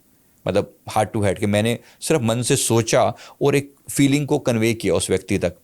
तरीका क्या है इसका? तरीका ये होता है कि पहली बात, इसको एक नॉर्मली हम लाइट बॉल के रूप में करते हैं। लाइट बॉल का मतलब क्या होता है? जो भी इंटेंशन आपको डालना है, जो भी चीज़ आपको बोलनी है ना, उसको क्लियर कट के बोला जाए कि मुझे ये वाली चीज़ इसके मन में भेजनी है, ठीक है। दूसरा, उस व्यक्ति की फ़ोटो मन में लाई जाए, उसके माथे का हिस्से पर अपना फोकस किया जाए और लगातार अपनी जो बात है, जो आपने कहनी है, अपने मन को शांत करना सबसे इंपॉर्टेंट है। आपके मन में अगर कुछ भी खटर पटर चल रही होगी ना, आप किसी के मन में कोई संदेश नहीं दे सकते। You have to cool your mind first.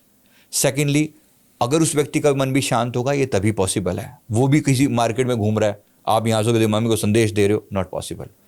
इसीलिए जब वो थोड़ा रिलैक्स, आपको लग रहा है कि रात के 1 बजे, 11 बजे, 12 बजे, रात को थोड़ा रिलैक्स हो, तो वहाँ मैसेज भेजना आसान है। तीसरी बात, जब आप कोई मैसेज भेज रहे हैं, आपको फीलिंग के रूप में भेजना है, विचार के रूप में नहीं। मतलब मान लो आप मुझे उसको बोलना है कि तुम उठो और पानी पियो, तो मुझे क्या इमेजिन करना पड़ेगा? मैं ये नहीं कह सकता कि उठो पानी पियो, उठो पानी पियो, उठो पानी पियो, जैसे it's not like that, it's not a thought, it's a feeling. अब पानी पीने का मुझे अपने अंदर भाव पैदा करना पड़ेगा पहली बात, कि हाँ मुझे प्यास लगी है, प्यास की फीलिंग अपने अंदर जगाई, और फिर मैंने उसके, ये जो फीलिंग मेरे अंदर पैदा हुई कि मुझे प्यास लगी है और मैं पानी पी रहा हूँ, अब ये जो भाव है ये मैंने उसके ऊपर प्रोजेक्ट किया। प्रोजेक्ट कैसे करते हैं? एनर्जी के फॉर्म में। तो मैंने एनर्जी का एक गोला बनाया, इस टाइप से इमेजिन करते हो कि मेरे पास एक, मतलब हाथों को जैसे रब किया ये, और एनर्जी का एक गोला क्रिएट किया ऐसे, इसको हम बॉल ऑफ एनर्जी या बॉल ऑफ फायर ऐसे कुछ बोलते हैं। फिर आप उसको एनर्जी को प्रोजेक्ट करते हो उसकी तरफ भेजने के लिए, कि मैंने जो भी अपना इंटेंशन था, जो भाव था, इसमें मैंने डाला कि मैं इस व्यक्ति को ये वाला मैसेज देना चाहता हूँ। And then you convey that, you throw it towards that person. वो व्यक्ति को एनर्जी फॉर्म में एकदम से पता चलेगा कि मेरे मन में एक विचार आ रहा है कि मुझे पानी पीना चाहिए। वो जाएगा, और हालांकि कोई प्यास लगी नहीं थी उसको, हो सकता है कुछ देर पहले ही पानी पिया होगा, लेकिन मेरे ये इमेजिन करने से उसके मन में भाव पैदा होगा, and that person will do. ये एनर्जी फॉर्म का कम्युनिकेशन है, बहुत गजब की चीज़ है। प्रैक्टिस चाहिए और एक कनेक्टिविटी का भाव चाहिए, ज़बरदस्ती नहीं और मैलिशियस इंटेंशन नहीं, कोई बुरा इरादा नहीं, तो ये चीज़ काम करती है। अगर कोई उल्टी सीधी कोई भी मन में ऐसा लेके सोचेगा, तो वो खुद भी बुरा करेगा, सामने वाले का तो बुरा करेगा। It should be very clear. तो ये जितना इंटरेस्टिंग टॉपिक है, आप ये सिखाते भी हैं पास्ट लाइफ रिग्रेशन? यस। तो अगर किसी को सीखना हो तो आपसे कैसे कांटेक्ट करें? ऑफिस के नंबर्स हैं, एक बार बात कर लें। कोर्सेज होते हैं, साइकिक पावर एक्टिवेशन का कोर्स होता है, आपके अंदर साइकिक पावर, उसमें mind reading, telepathy, psycho reading ये सिखाई जाती हैं। एनर्जी रीडिंग, किसी वस्तु की एनर्जी को आप पढ़ सकते हो, फ्यूचर की एनर्जी को आप देख सकते हो, जिसके बेसिस पे हम प्रेडिक्शंस करते हैं, ये वही एनर्जी होती है। इसके लिए कोर्स होता है प्रॉपर। इसके अलावा एस्ट्रल ट्रैवल का कोर्स होता है, जो सीखना चाहें, चीज़ें पॉसिबल हैं सब। तो आप एक बार नंबर बता दीजिए, किस नंबर पर कनेक्ट करें? ऑफिस के नंबर्स हैं, मैं डिस्प्ले करवा दूंगा तो याद रहेगा, मुझे भी ऑफिस के नंबर्स हैं तो सारे तो याद नहीं है। हाँ जी।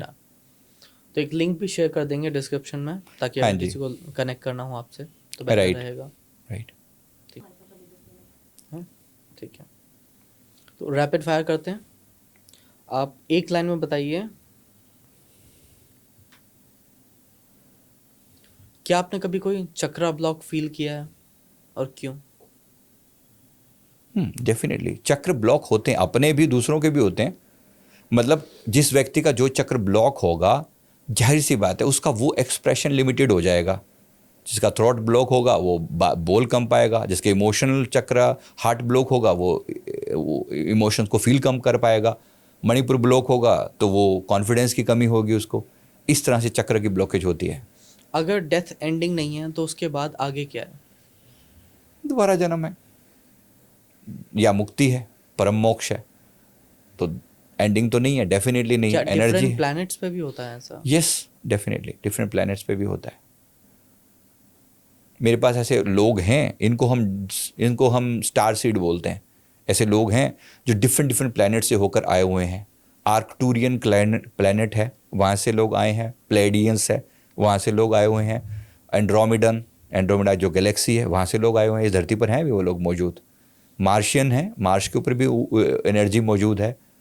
तो वो सब भी लोग भी मौजूद हैं इस धरती पर, थोड़े या ज़्यादा मात्रा में। गैलेक्सियन मतलब गैलेक्सी यूनिवर्स भी ट्रैवल करती हैं सोल्स? डेफिनेटली, कोई फर्क नहीं है। जैसे हमारे लिए इस दिल्ली के बंदे का तमिलनाडु में जन्म ले लेना कोई बड़ी बात नहीं है, परमात्मा के लिए पूरा ब्रह्मांड ही ऐसा ही है। तो मल्टीवर्स भी एग्जिस्ट करता है? डेफिनेटली एग्जिस्ट करता है।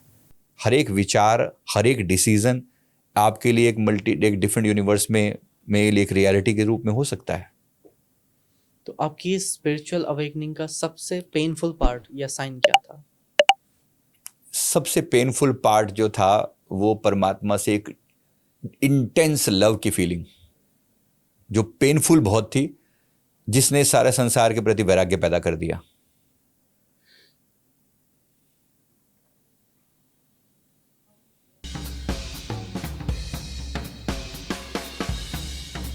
क्या इमोशनल डिटैचमेंट होनी चाहिए? अगर आपको किसी भी रिश्ते को बेहतरीन तरीके से निभाना है तो डिटैच्ड अटैचमेंट एक वर्ड यूज़ किया जाता है। डिटैच्ड अटैचमेंट का मतलब है ये मेरा नहीं है, फिर भी मुझे अपनी रिस्पॉन्सिबिलिटी निभानी है ना। बहुत फ़र्क है इन दोनों बातों। डिटैच्ड अटैचमेंट, फिर एक्सपेक्टेशंस नहीं होती? एक्सपेक्टेशन नहीं होती, आप सिर्फ अपना फ़र्ज पूरा करते हो। एक टीचर ने स्टूडेंट्स के प्रति अपना फ़र्ज पूरा किया, अपनी चीज़ को बेहतरीन ढंग से पढ़ाया, पर ये उम्मीद नहीं है कि मेरे सारे बच्चे एकदम नंबर 1 लेकर आएंगे। नहीं लेकर आए तो वो बैठ कर रोएगा नहीं, बस ये। आत्मा की एक क्वालिटी जो आप पर्सनली सबसे ज्यादा फील करते हैं? प्रेम। Peace, love. मेरी सबसे इंटेंस इमोशंस में से एक है, बचपन से मेरा नाम भी यही था। प्रेम।